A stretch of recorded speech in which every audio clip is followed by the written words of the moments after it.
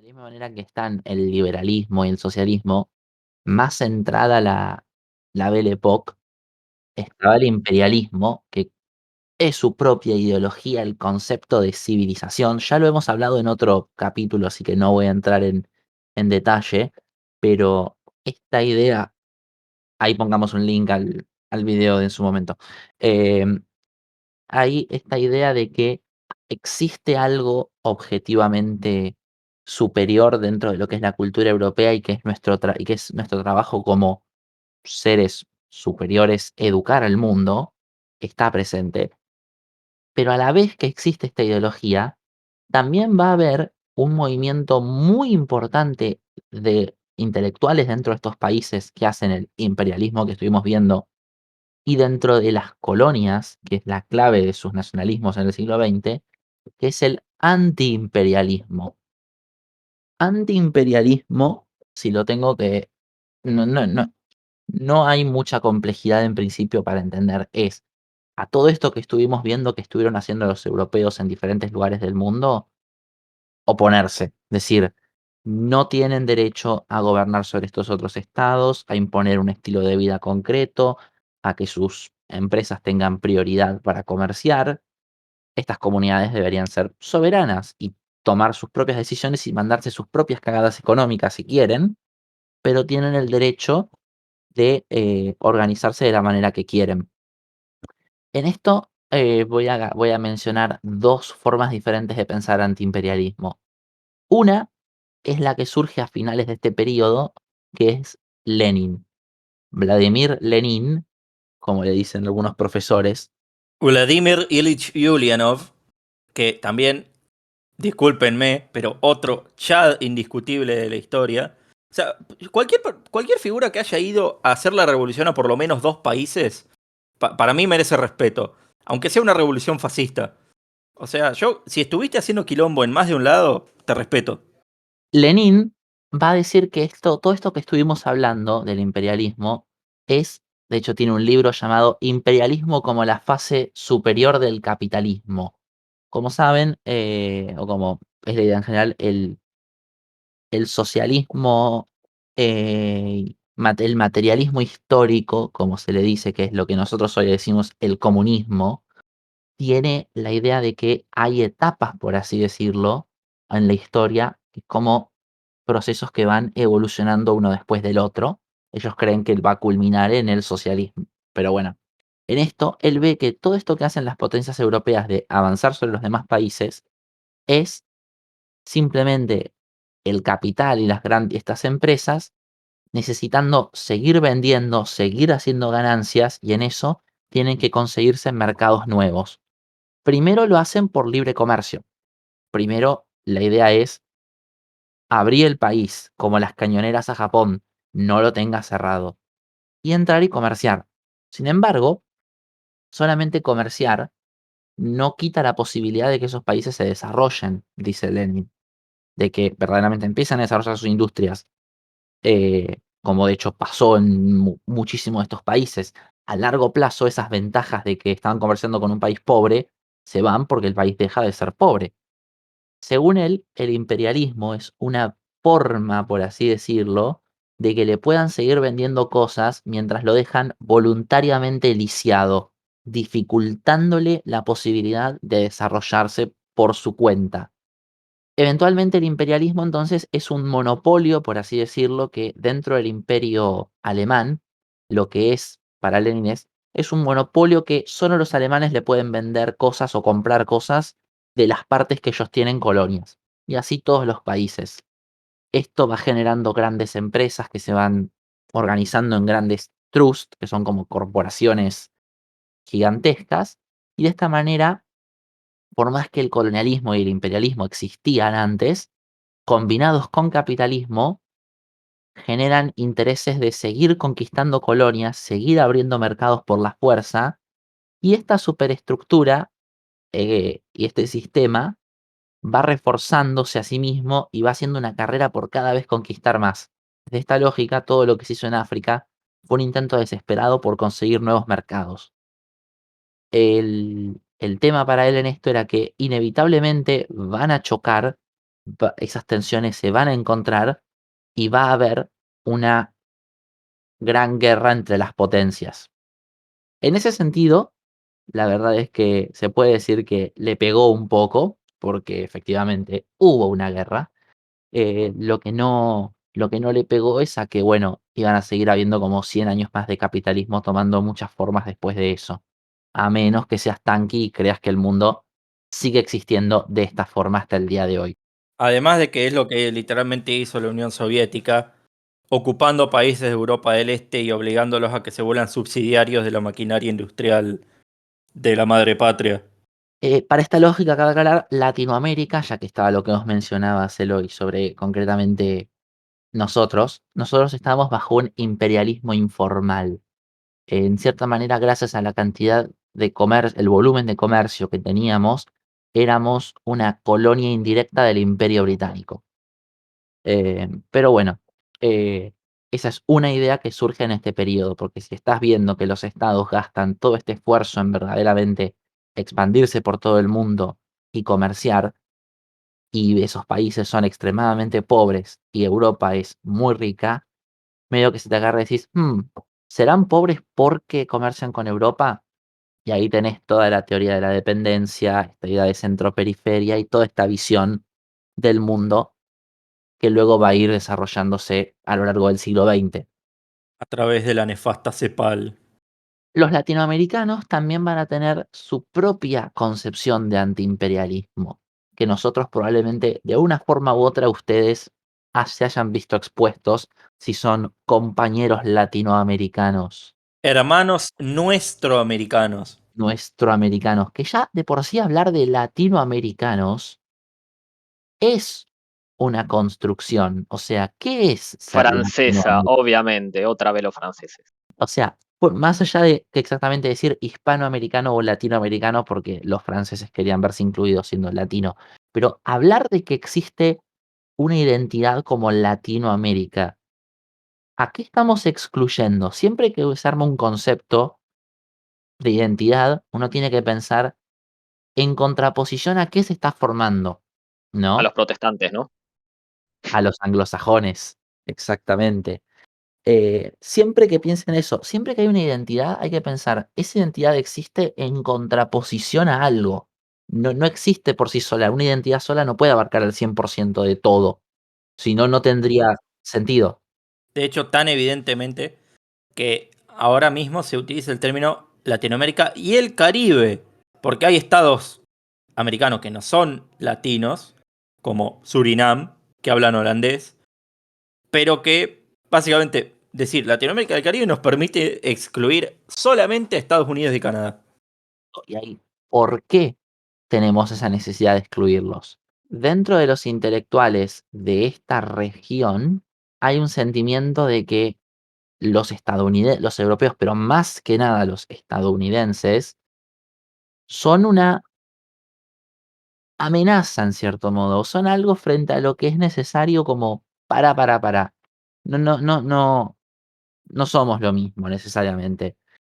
Primero, como ya estuvo mencionando Mastro, las guerras de 1898, cuando se hacen con Cuba, anexan Puerto Rico, empieza a haber lo que se llama la diplomacia de cañonera de Estados Unidos. Estados Unidos garantizó durante todo el siglo XIX la independencia latinoamericana frente a intentos europeos de recuperar. O sea, la Santa Alianza tuvo ideas de reconquistar Latinoamérica después de las guerras napoleónicas, cosa que Estados Unidos e Inglaterra medio que se pararon y dijeron, che, no, ya está, acéptenlo, los perdieron. Pero de la misma manera que le siguieron eso, después, cuando los latinoamericanos querían hacer cosas en concreto, de a su manera, no les gustaba mucho si querían no pagar las deudas que tenían con Estados Unidos o capaz expropiar una empresa norteamericana y, y entonces, o poner aranceles, y había una gran presión sobre estos estados. Entonces, empieza a haber un llamado general a la solidaridad y defensa conjunta de recuperando el elemento hispánico. Durante todo el siglo XIX después de la independencia, lo último que querían los latinoamericanos es pensar en sí mismos como españoles. Nos acabamos de separar. no somos como no somos españoles, somos criollos, somos otra cosa. Para 1898 no solamente expulsan a España de Cuba y Puerto Rico, y España queda domada, absolutamente domada a nivel colonial, lo que irónicamente como que le baja un cambio muy fuerte a las tensiones entre Latinoamérica y España. Ya no es el imperio que amenaza, ya ahora es tu viejo con el que te peleaste mucho a lo largo de tu infancia, pero que ahora sos adulto y podés respetar y tratarte de igual a igual. Entonces, hay un importante intercambio cultural y, y un sentimiento de comunidad con los españoles, la cultura hispana.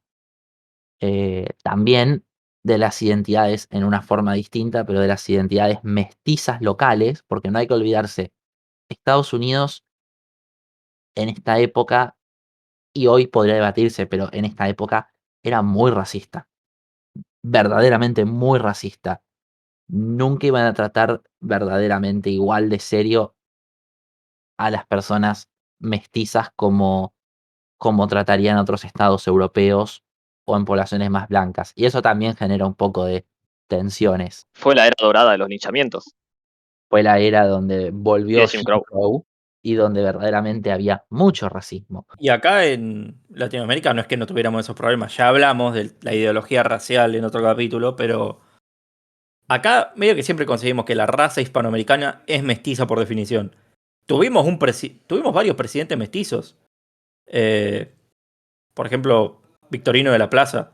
En la época de los viejos conservadores pusieron un mestizo de presidente. Algo impensable en los Estados Unidos, que se consideran como una sociedad homogéneamente blanca y protestante. Benito Juárez era literalmente un azteca de 1,40 y algo.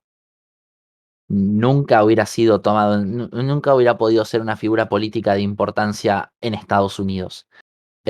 Pero bueno, también eso estaba un poco el tema de que literalmente, si tomaban al pie de la letra los escritos racistas y cientificistas que hablaban de eso, sus países en casos como Perú y México se volvían inviables. O sea, literalmente tenés que excluir al 90% de tu país. Entonces hubo esta idea de, bueno, la raza mexicana es una cruza de los pueblos indios y los pueblos españoles, y otros conceptos que se armaron de su manera. Pero bueno, en fin, en este rechazo al imperialismo también se van a formar elementos como la doctrina Drago. Claro.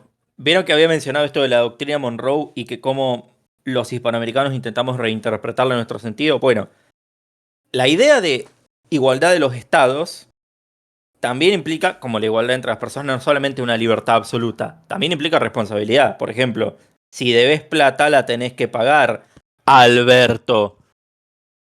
Pero nosotros siempre hemos querido, vuelvo a Escudé, política de poder sin poder, hemos querido actuar como una gran potencia que básicamente todo se vale, nadie nos puede poner reglas, no nos tenemos que hacer lo que queramos. Nuestro concepto de soberanía es básicamente una libertad absoluta sin ninguna responsabilidad.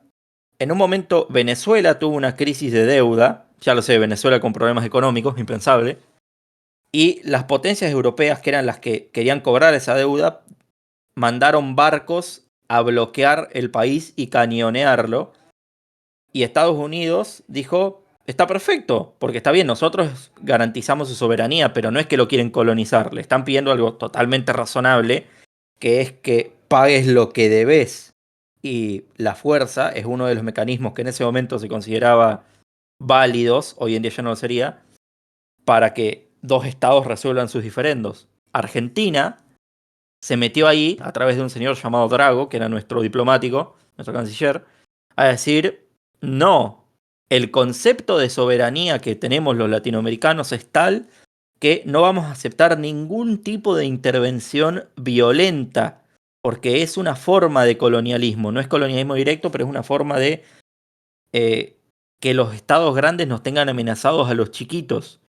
Obviamente esto se puede discutir y de nuevo hay dos principios a reconciliar. ¿Hasta qué punto la igualdad ficticia eh, cede ante una amenaza de fuerza efectiva? Pero se entiende como empezaron a divergir las dos miradas a partir de que Estados Unidos es un país grande, capaz de bancársela solo, que no tiene problema con jugar por las mismas reglas que jugarían en Europa, y los estados latinoamericanos decimos no, somos pequeños, somos débiles, la única forma de que no la banquemos es exigiendo este tratamiento especial y estando todos juntos.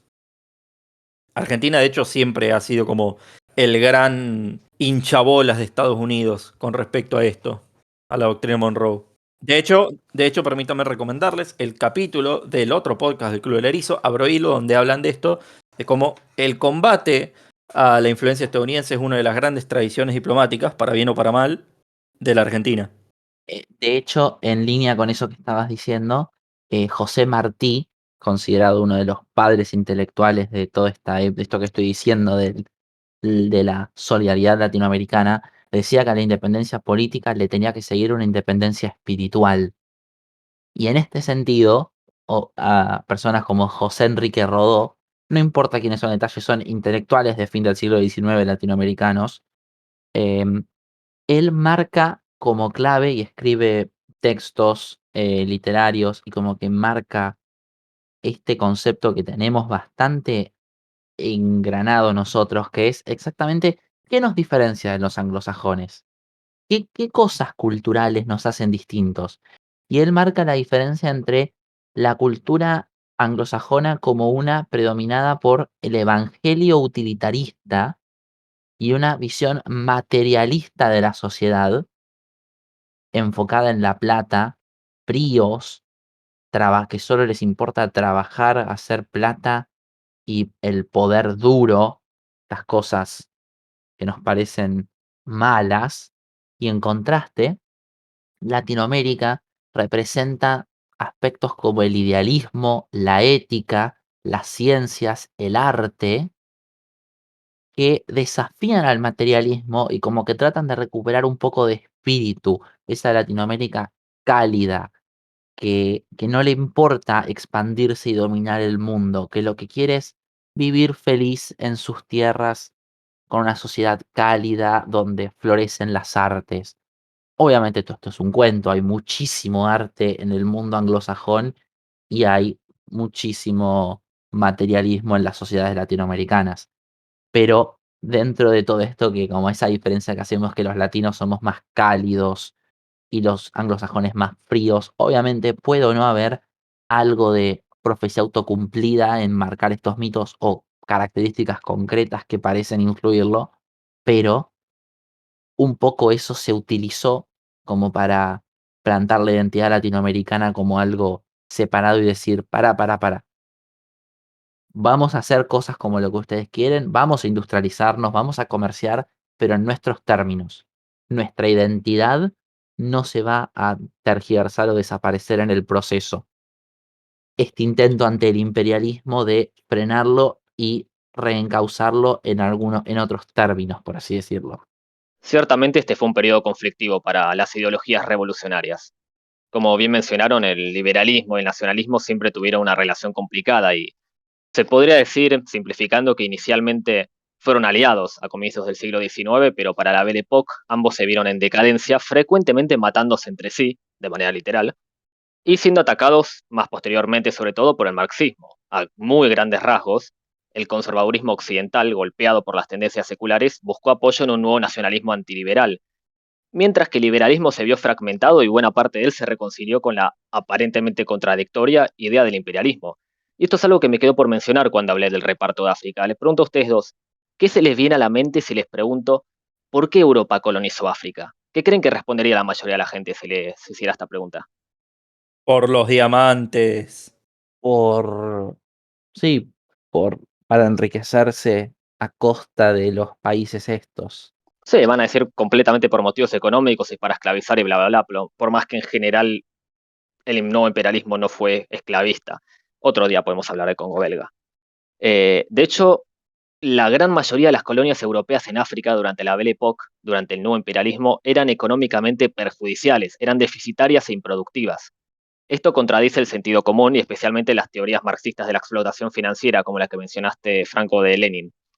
Por más que obviamente existían incentivos económicos al colonialismo, principalmente el miedo a quedar fuera de los mercados controlados por potencias rivales, una concepción defensiva, tan solo una pequeña parte del capital europeo era invertido en ultramar. El expansionismo era costoso y poco rentable. La mayor parte de la inversión extranjera caía en estados soberanos.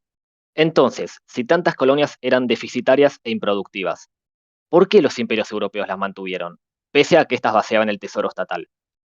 La respuesta es principalmente por el nacionalismo de masas. Es la hipótesis del historiador Wolfgang Mommsen. Cito textual: el nuevo nacionalismo militante de aquellas capas sociales que pasaron a un primer plano con el desarrollo de la sociedad industrial, es decir, este periodo del cual hablé, no la concepción marxista de una supuesta necesidad objetiva del capitalismo, o la concepción pelotuda de que los europeos eran seres altruistas de amor que querían civilizar a los pobres negros ugabúas que comían hormigas. Una mejor explicación es que las consecuencias socioeconómicas de la segunda revolución industrial, como la urbanización, tuvieron un gigantesco impacto en la cultura política de la metrópolis. Estas nuevas masas urbanas, que encima tenían un montonazo de hijos, adhirieron enormemente a un nacionalismo deseoso de poder, que veía la adquisición de colonias como constituyente de grandeza nacional. La Tercera República Francesa colonizó el Sahara a pesar de su evidente inutilidad económica, principalmente, y más que por cualquier otro motivo, por la demanda de prestigio nacional tras la humillante derrota en la guerra contra Prusia. Los gobiernos europeos se legitimaban y esperaban contener sus divisiones internas gracias al orgullo imperial colectivo. Las élites políticas deseaban, por motivos ideológicos, pero se favorecían electoralmente, en donde había elecciones, por invadir y conquistar estos gigantescos territorios, aunque estuviesen casi despoblados, aunque fueran deficitarios, aunque no pudiesen autofinanciar el elevado costo de la ocupación militar y anexión. Eso es interesante, Mastro, porque ahora que lo pienso, la mayoría, los principales imperios fueron de países democráticos o parlamentarios en cierto sentido. Eh, Austria y Alemania fueron muy reticentes a entrar en el juego colonial, mientras que Italia, Francia y Gran Bretaña recontra compraron la idea de mantener un montón de lugares que no eran rentables. Expandir una colonia deficitaria era un motivo para ganar elecciones, genuinamente. Después podemos hablar de los motivos más específicos, pero Yo este acá, nacionalismo de masa, sí. yo acá vengo a meter un es más complejo y pensar. También hay que pensar en que los que eran atlánticos eran los que más fácil tenían por una tradición naval. Los países que menos quisieron soltar sus colonias fueron España y Portugal, que venían de antes. Obviamente los atraviesos esos factores, pero también da la casualidad de que la zona que mejor se desarrolló fue la zona atlántica. No es casualidad, diría Amoglu, Acemoglu, Amogus, bla bla bla, instituciones económicas y políticas. Claro, Y de pero hecho, después de la Segunda Guerra Mundial, deja de ser popular en el nacionalismo de masas el mantenimiento de estas colonias deficitarias y surge un nacionalismo de masas en estas ex colonias. Y cuando Europa descoloniza África, beneficia económicamente a Europa la descolonización y hace pelota a África en general. Pero esto es otro tema para cuando toquemos la segunda mitad del siglo XX. Cabe aclarar que este nacionalismo frecuentemente fue aliado de lo que Mommsen llamaba los más bajos instintos de las masas, como el chauvinismo y la glorificación brutal del poder. Por no hablar de la idea más infable y notable de este periodo, que fue el racismo pseudocientífico, la carga del hombre a blanco, en el mejor de los casos, porque peor aún, puede ser la concepción de la historia humana como un conflicto inevitablemente exterminador entre razas superiores e inferiores, que ya explicamos en nuestro episodio sobre la presidencia de Mitre.